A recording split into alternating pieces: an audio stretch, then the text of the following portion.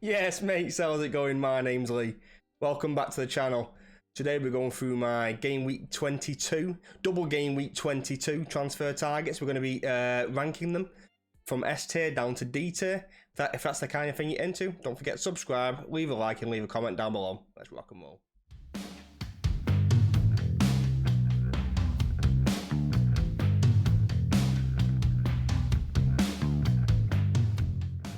Right, mate, so this is the tier ranking list. So we've got the tiers down the left hand side. We've got S tier, very cheeky transfer. Tier A, which is cheeky, not as good as very cheeky, but close.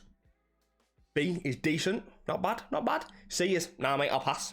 D is rather buy a cancel because he's playing for Bayern and he doesn't play in this game, so boom, completely pointless.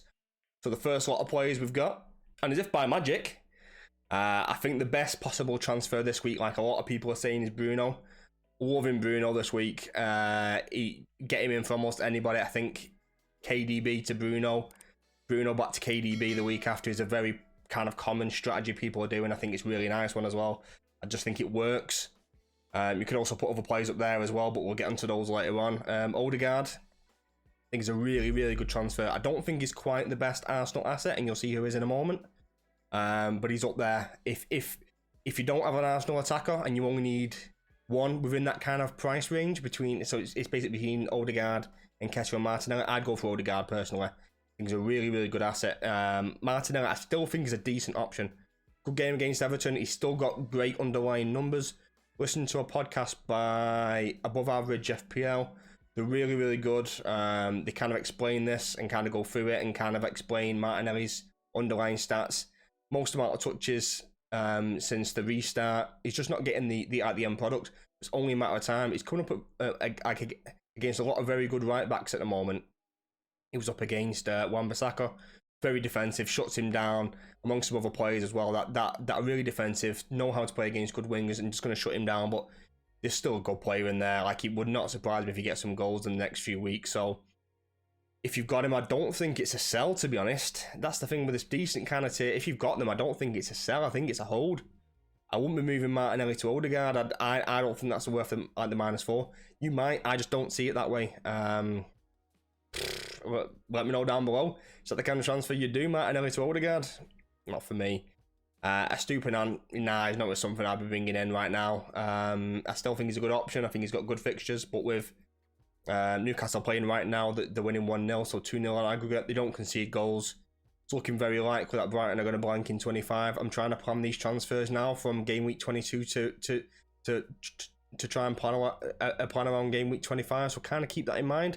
Almiron, if you've not got him, I wouldn't be looking at him now. I think he's done. I have got him, unfortunately, so I am going to be looking at moving him on. And there's a couple of options that I could always go to.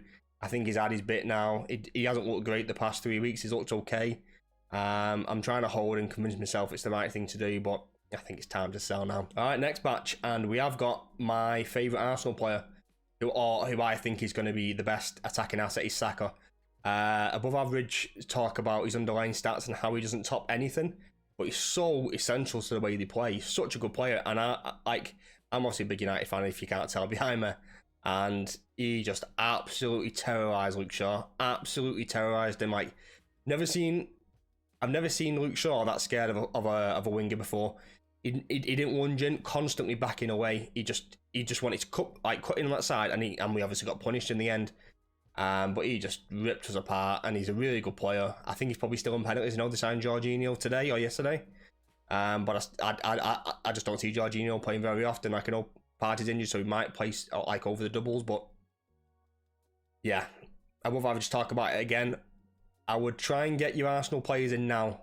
But they've got Everton, then a double. I think it's a really good time to be taking hits, shuffling your team around to the Arsenal players you actually want. I've got Gabriel. I'm probably going to hit him out to make sure that I get at least 3 Arsenal attackers.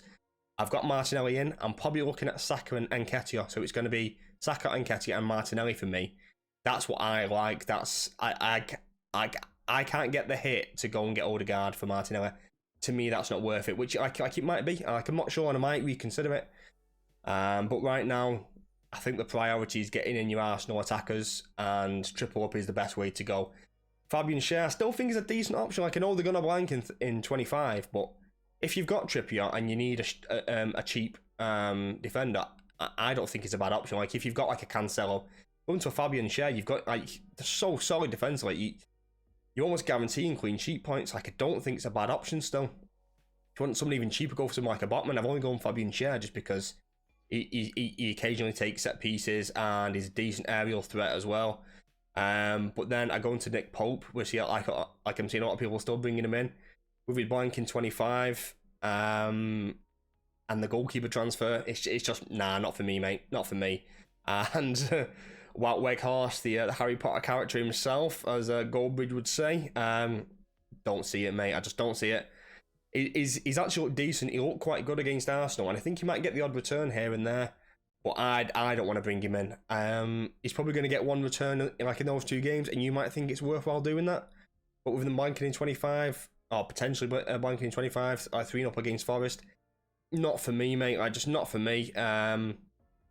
It could be a good option. Like he might be a nice gamble, but I think the triple up of Bruno, Rashford, and Shaw is just a much better way, like a better Man United triple up than bringing in Weghorst personally. And speaking of Rashford and Shaw, here they are. I kind of put them on the last on the list for these sections here. I'm assuming everybody's got them by now. I don't think Shaw's ownership is still that high. I think it's around 30-40% mark. Everyone's got Rashford, man. He's on absolute fire. I think with Eriksen being out, I know we've got Sabitzer today, which is just a direct replacement for Eriksen. I think it does diminish the impact Rashford can have in terms of a creative outlet from that side. I think the onus is going to be on Bruno massively. Bruno's going to be on the set pieces. I think Bruno's going to be my captain, you know. Is a very strong favourite to be my captain. I'm not going to use my triple captain. I'm probably going to use it in 23 on Haaland. I think that's a better option for me. And with this United team, you don't always know where the goals are going to come from. Bruno gets involved, Rashford gets involved. Weghorst might even pop up with a double. Like Anthony got an assist the other night. Casemiro gets goals. City's goals, like majority of them scored by Haaland, assisted by De Bruyne or whoever. It does suck up a lot of their goals and their goal involvements. In terms of Matoma, I still think he's a decent option, you know, for his price. The fixtures are coming up. I know they blank in 25, but if you want to downgrade someone to get one of these bigger guys in, I don't see an issue with that at all. Like if you want to downgrade like an Almiron to a Matoma, so it saves you like an extra mil, gives you something to play around with that. I don't see an issue with that kind of transfer. He's on fire. His goal the other night was absolutely quality. He does like a mid-air fake shot and just pokes it in. If you haven't seen it, go and check it out. It's absolute quality. Anthony, not for me. Nah, I'll pass, mate. I'll pass. I actually quite like him. I think he played well the other night, and I think the longer he plays for United, the better he's going to get. He might be an option next season, but right now, not for me. He just doesn't have that end product right now. And from what I've seen so far, he's just not going to deliver on a consistent basis. If I was to bring him in, I'd want at least two goal involvements. I think Bruno and Rashford can both supply that. That's the reason why I've already got Rashford and Shaw, and that's the reason why I want to bring Bruno in. I think he can deliver those 2 returns in those 2 games. I just don't see Anthony doing it. He might get 1 return if he's lucky, but I just don't see it. Rodrigo, I'd rather buy Cancelo, mate. He's got so much competition, and he's still a decent option. I mean, he's got 10, 11 Premier League goals. Yeah, like he's no mug, mate. He's no mug, but he's got more competition up front. Bamford's back. They just bought the other striker. I forgot his name. Strutter, I want to call him. Yeah, I'd be avoiding. I think there's too many risky ones to be looking at Rodrigo personally, but I might be wrong. Who knows? So I'll group the last lot of players together. Nonto, I think he's a decent option, mate. I really, really do. His goal the other night, or was it last week? The bicycle kick was unbelievable, mate. It did not get the coverage it should have got. Really, really classy player, really explosive player.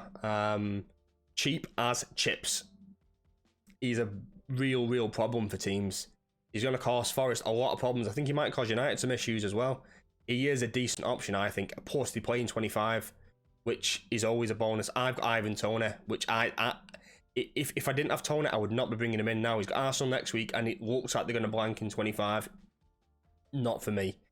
I would not be bringing Ivan Toney in now. I've got him. I'm going to keep him this week and probably go Nketiah next week is what it's kind of my thought process, but it depends if I'm going to go KDB to Bruno, which I'm not quite sure how I'm going to work it. I've got Harry Kane up front. I might go Harry Kane to Nonto, which then would allow me to go Almiron to Bruno, maybe something like that, but I haven't quite decided. Any of the Liverpool boys, probably bar Salah, is I'd avoid. I still think Salah is a decent option, and I've got him as I'll pass. I'll pass personally. I think other people might see it as a decent option. Wolves are a better defensive team than people give him credit for. I don't see that being an open game. I don't think he'll get many goal involvements. He might get a goal, like, who knows? It's not worth the risk for me to bring him in. Not with the information we've got. They might double soon or in the future. I'll deal with that once it comes around. Not for me. I'm not interested in bringing Salah in. Trent and Robbo, they can't defend. They're not getting attacking returns. They just come like they're redundant from an FPL point of view. So, nah, mate, I'll pass. Strike, I think, is a decent option, mate. Like, same as Salah. Not for me, but I could see why someone might want to go there. They've got another centre-back called Volba. Apparently he was on set pieces as well. He took a direct free kick. Definitely someone to keep your eye on. And like, if you want that cheap centre-back, if you've got somebody like a Gabriel for Arsenal and you want to go down to like somebody like a Strike or a Volba, whatever it's called, then that would allow you to facilitate a triple Arsenal attack. I don't see that as a bad move. They've got a double. They've got United next, so you'd have to work around that. But decent option, mate. I like it. It's a toss-up between Strike and Volba. Take your pick. Solly March, I think it's done. I think his moment of madness has gone.